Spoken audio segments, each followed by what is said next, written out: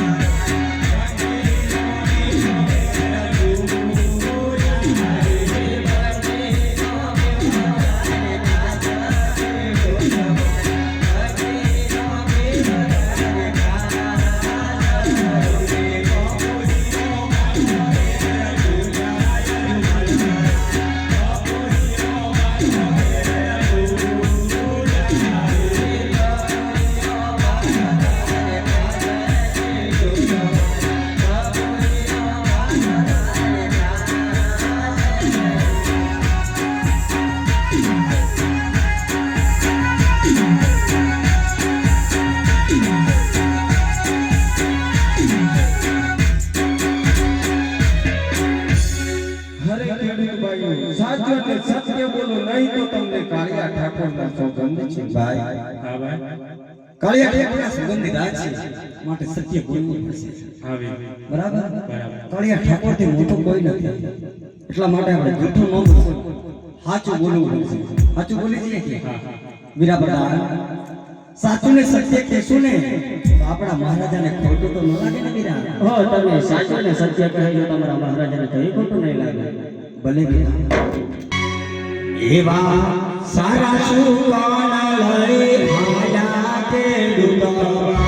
સારા સુવાના લઈ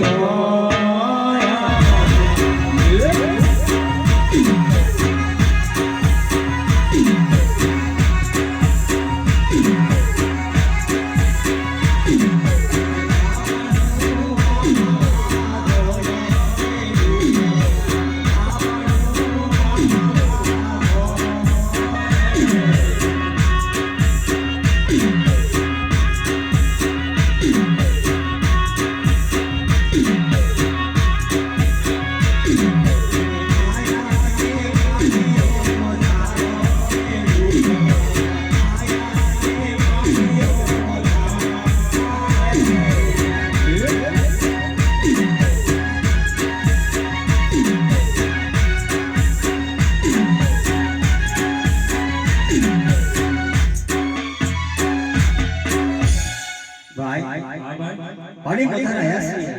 પણ તને ઓળતા આવડે છે ના ભાઈ મને ઓળતા નથી આવડતું અને વાવતા નથી આવડતું તારી ભાભીને પૂછી જો ઓળતા આવડે છે ભાભી ઓળતા આવડે અને વાવતા આવડે ધરણ અને વાવતા સરસ ભાઈ